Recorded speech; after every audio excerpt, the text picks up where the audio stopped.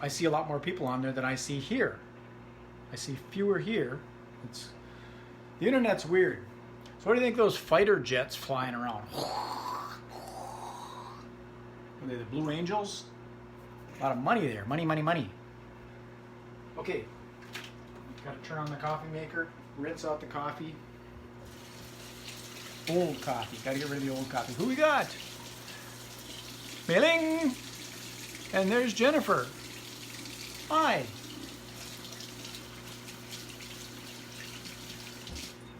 I'm going to talk about Trump-nosis. Everybody's under Trump-nosis. It's all about Trump. Trump is living inside of everybody's head, rent-free. My disclaimer is, no, I'm not a Trump supporter. I don't go either way. I'm down the line, left, right, in between, who knows. But I won't say in Trump's defense, because he can defend himself, but people are saying he said something about drinking Lysol. I watched that thing and I didn't see him say drink Lysol. But people are posting memes and stuff. And here's what happens. If you make a meme like that and then you share it, someone's going to see that on social media, and some ignorant kid, 16, 20 years old, or even an adult that doesn't know any better, is going to see that meme saying that Lysol cures the flu or corona or whatever, and they're going to drink Lysol and they're going to die. And whoever shared that meme, it's your fault. You did it. You propagated that bullshit. So, Trump didn't make a good statement when he said using disinfectant, but it makes sense. If you're infected inside and you put in disinfectant, you kill the infection, right? I know maybe it doesn't work that way, but Trump doesn't know. I don't know either. But what are you going to do? You're going to make a meme of me? Do it. Make a meme of me saying drink Lysol. Oh, Brad-nosis, Trump-nosis, Hillary-nosis. I don't trust these politicians. It's always a money game for them.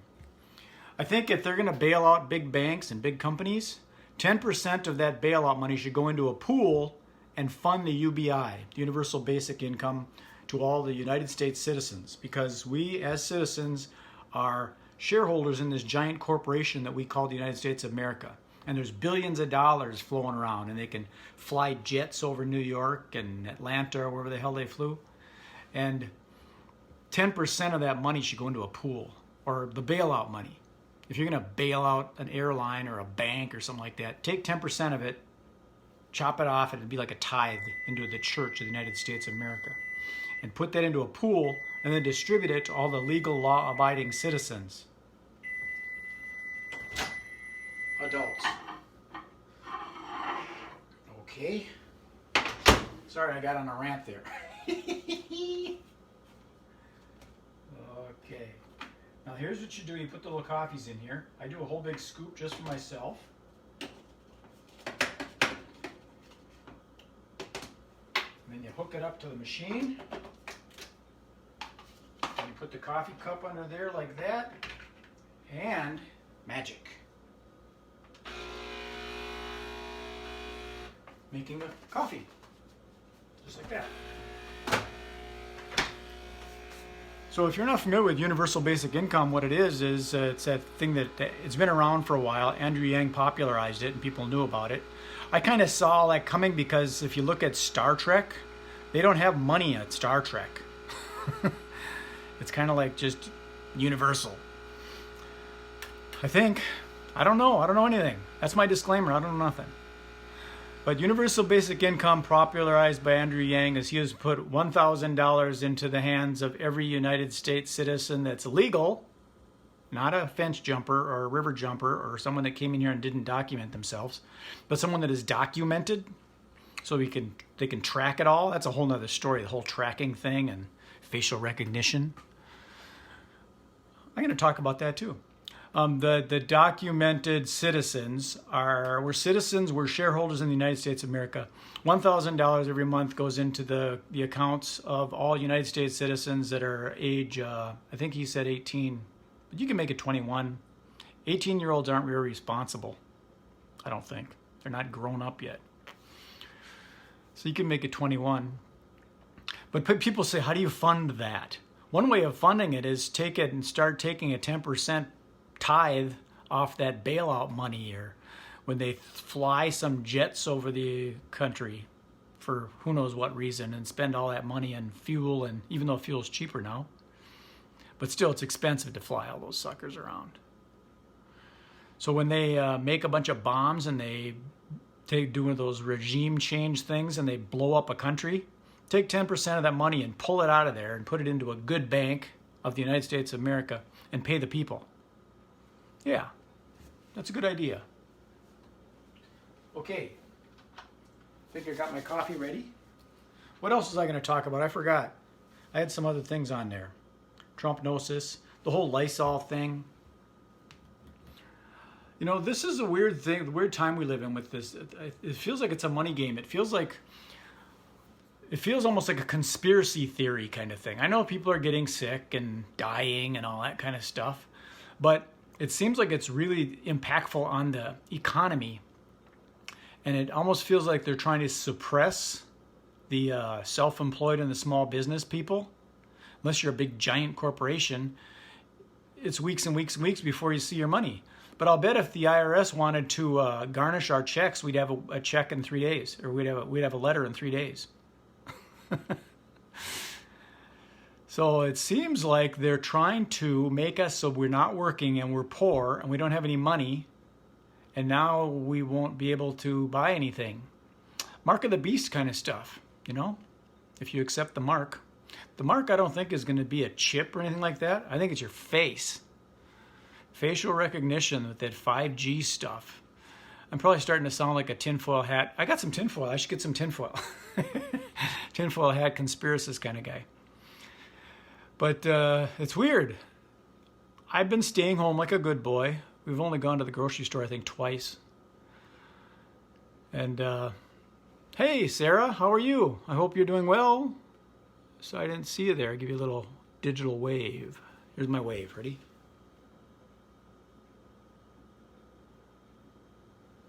See that? Pretty cool. So, yeah, it feels like there's almost a money suppression kind of thing. That the little people aren't getting their share and they're not allowing us to work. I'm a little people. I don't make a bunch of money. I'm 62 and I saved almost 63. In June, I'm going to be 63 years old. Hey, Tyria. I hope I said that right. Tyria. Chavez. Wave. The wave. Digital wave. It'll be nice when we can get back together and go to Caribou and go on mall walks and go walk around the lake and go to meetups and networking events. But, hey, I did my event planner expo in March 4th, and I just made it. And then all of a sudden they canceled all these events and there's no events and stuff going. So I've been doing digital marketing, trying to sell some stuff on the internet. There's Georgia. We'll do a Georgia wave, Georgia wave. So I was just talking about Trump-nosis, where Trump is renting space in everybody's heads. Whether you're on the left or on the right, you're pro-Trump or anti-Trump, he's on, he's everywhere. Every time the media comes on, they start talking about Trump. It's all Trump. It's really weird. There's never that I've been seen in a president that's gotten so much of that attention. Both sides, people that are very, very passionate about him in office, and others say he's got to be gone. And people are just angry, and it's just really weird. We've got to chill out, get together as a group. We the people. I don't think we should have a violent revolution, but I think we need to have some kind of revolution where we start taking back our country and taking back our money. The money that's being spent is obviously being manipulated. It's really, really weird. Because like I'd said earlier, if the IRS or the government wanted to garnish our checks or send us a letter, they'd have it out tomorrow. But with all this, they're trying to figure it out. Like, should Jeff Bezos get $1,000 or should Brad get $1,000? Send us both $1,000. Yeah, absolutely. Absolutely, which I'm not sure because I don't remember. I've been saying a lot of stuff, so I don't remember what absolutely means. But I'm glad you agree. Oh, it's a weird world. Weird, weird world.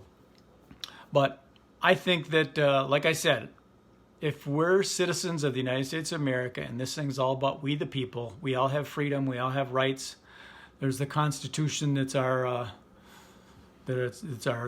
our guidebook. Yes, we should take back our country, and we shouldn't do it violently. We don't need torches and sticks. I think we should do it smart. We should just start demanding it. And quit arguing about whether UBI is a bad thing or not. There's enough money, they should just start distributing it to the United States citizens. And you could start with $1. Send $1 to every United States citizen. That's not going to break the bank. Somebody just left. Did I say something wrong? It's okay, you'll come back. Maybe not. But $1, you could do a universal basic income for $1. That's not going to break the bank of the United States of America, but it's going to test it to see if your distribution system works. Because somebody said that some millionaire's daughter, like 12 years old, got a check for $3,500 or something like that, and they returned it because they were honest. But why did they get it in the first place? It's kind of weird. Steven, how are you? Steven Peer. Hi, Steven. So I think there's a weird money thing going on, and we need to take back our country. And it's not about the left and the right. It's not about Democrats and Republicans. It's about oneness. And we should turn the politics thing into a game. It shouldn't be about money. It should just be a game. The politicians don't need to be paid anything. They're just working for us. We should be able to determine what the politicians get paid too, because they are working for us, we the people. They're servants of the country. And if you decide to go into politics, good enough for you. But some people go into politics just to weather the storm, and then they're on the payroll for a long, long, long time. Always follow the money, Steven says. Well, how do you follow the money when they pay it in cash and they distribute it in a paper bag and drop it off at some cafeteria? Can't follow that money. There's ways of camouflaging it, like turning it into somebody's salary or something. Campaign, Steven says, all starts with campaign finance reform.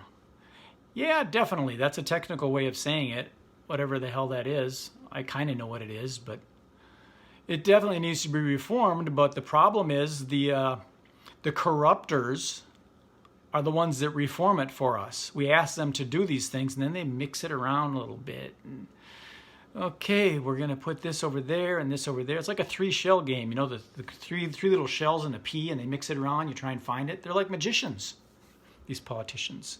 Magicians. Politicians are magicians.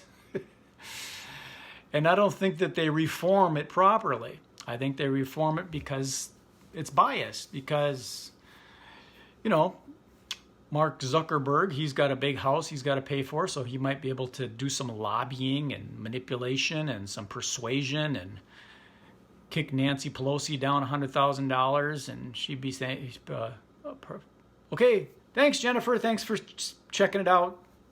Got to take another call. I understand. I don't have any friends, so nobody's calling me.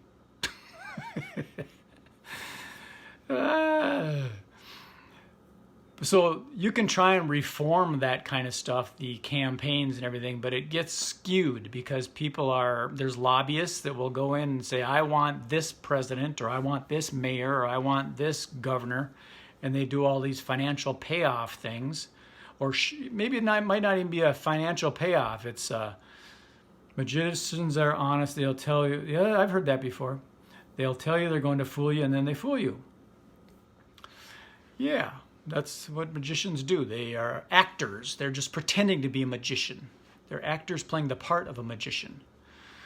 But a corrupt person will... Here's an example. Say someone wanted something to happen, so they want a certain mayor to do a certain thing. You don't have to pay him off. You just got to see the mayor at the Caribou and say, hey, Mayor Smith, I talked to my son. He said, yeah,